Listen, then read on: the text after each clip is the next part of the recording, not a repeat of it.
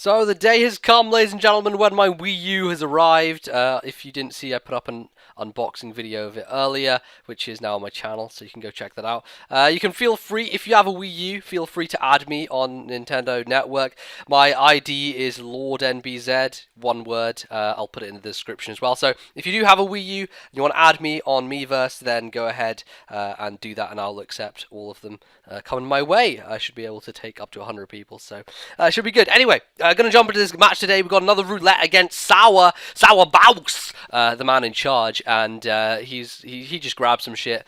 He didn't technically give numbers. I didn't technically give him numbers for a roulette, but he brought just like some stuff that balanced out, and it kind of worked out because this was yet again another really close game. So we're going to start off here as I lead off with my Ferret against his Jellicent, and this is really nice because on the first turn I managed to frisk him, and that sounds really awkward, but the frisk happens, and I see that he's a choice scarf variant, so I know he's obviously going to be scarf with water spout, and I'm going to just get full advantage of that knowledge, go for the sucker punch, be able to outspeed him, get super effective damage on him, and basically reduce the power of Water Spout all in one hit, which is pretty perfect. So now I decide I'm going to switch out to Politoed, knowing that he's not going to stay in. He's not going to obviously take a Sucker Punch. So I go into this thing. It has a lot of utility, and it can threaten a lot of his guys. And, you know, it's just nice to have it in. So he goes into Salamence to dodge the Sucker Punch, I guess.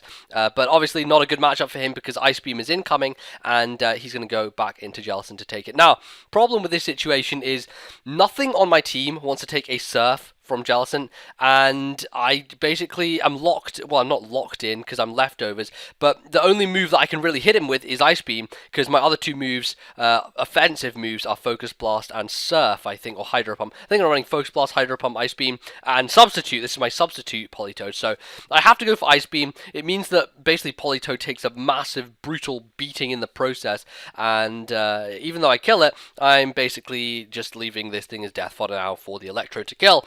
Electrode, obviously, most likely running a Specs variant with Volt Switch and stuff, and man, that thing is quick. That thing is very, very fast, so it's going to be very useful for him to get momentum going with the Volt Switch. So I'm going to go into Gallade as he Volt Switches into Ment. Kind of a good situation in general, because I don't think that any move on Ment's moveset will be able to one-shot Gallade. I'm running close to max HP, I think, so it should be good to go. So I go for the Ice Punch, and I'm running a Life Orb Gallade here, so that's easily going to take Salamence out. No questions about it. Even if I didn't have an Orb, pretty much would have taken it out clean. It's 4 times super effective, and not going to mess around here with Gallade, just kicking some ass. So now Sao decides he's going to go into his Masquerain, and I don't really know what to do about this thing. I thought I would be faster, honestly, but apparently it's faster than me. Maybe I'm running lower speed or something. This seems like a weird Gallade that I was running for Trick Room or something, perhaps, so it might have something strange like that. I don't even know if Masquerain would outspeed me anyway, but turns out he's a Life Orb one, and a little bit annoying because he has Intimidate, so that could be a bit of a pain for my Infernape if he wants to kind of switch that in and lower my attack, as it were. But for the time being, I know I can outspeed him, so I'm going to bring Infernape in and go straight for the Stone Edge, and he switches in Drifblim, and this was just something strange at the stream. I really shouldn't have done this, but I decide instead of staying in and killing Drifblim with a Stone Edge, another Stone Edge, or whatever move I had, I thought he was going to be faster or something weird was going to happen. I knew Drifblim was weird in some sense. I don't know why, but I thought something strange was going to happen, and I decided to switch to Aggron. And it turns out that he psyched me out completely because he rests as I switch, and not only does he get his health all the way back to full, but his Chesto Berry is going to wake him up, and because of that, he's used up his item, meaning he gets the Unburdened Speed Boost, allowing him to be faster than practically everything. So I was crying in the corner there. That was a really stupid thing for me to do, but I don't know, it just happens sometimes. You just have a feeling and you can't shake it. So anyway, goes for the hidden power, I believe is fire or something. No, it could be? No, can't be. I don't know. It's not fire because I'm rock steel? Yeah, I'm rock steel, so it can't be super. Must be like ground or something. I don't know. I have fighting. It's probably fighting, actually. That would make sense. Yes, so goes for the HP fighting. Takes me out to my sturdy. I get the stealth rock up, but ladies and gentlemen, do not forget that Kustat Berry is in effect, allowing me to outspeed him on this turn. Get, just kind of bypass that unburdened boost, as it were. Smack him in the face with a stab head smash, and he's dead. He's gone out of the way, out of the picture.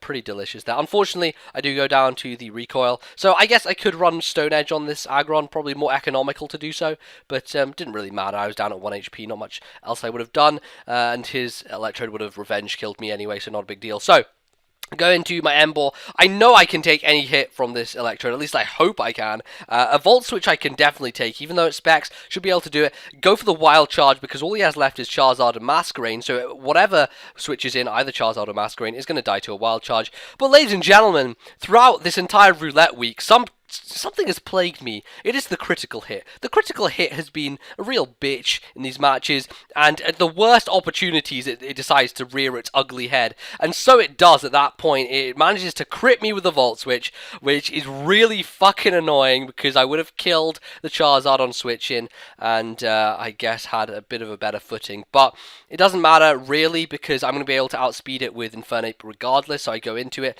actually get a crit there. Oh man! So, glory to me, how gracious the Hacks gods are to allow me such a useful critical hit there. Just, you know, whatever. So he's gonna go out into his Electrode and Volt Switch out. I'm thinking, okay, this might kill me now because Infernape is kind of frail and I might not live a Spectre Volt Switch. Ends up happening that I do live on 33.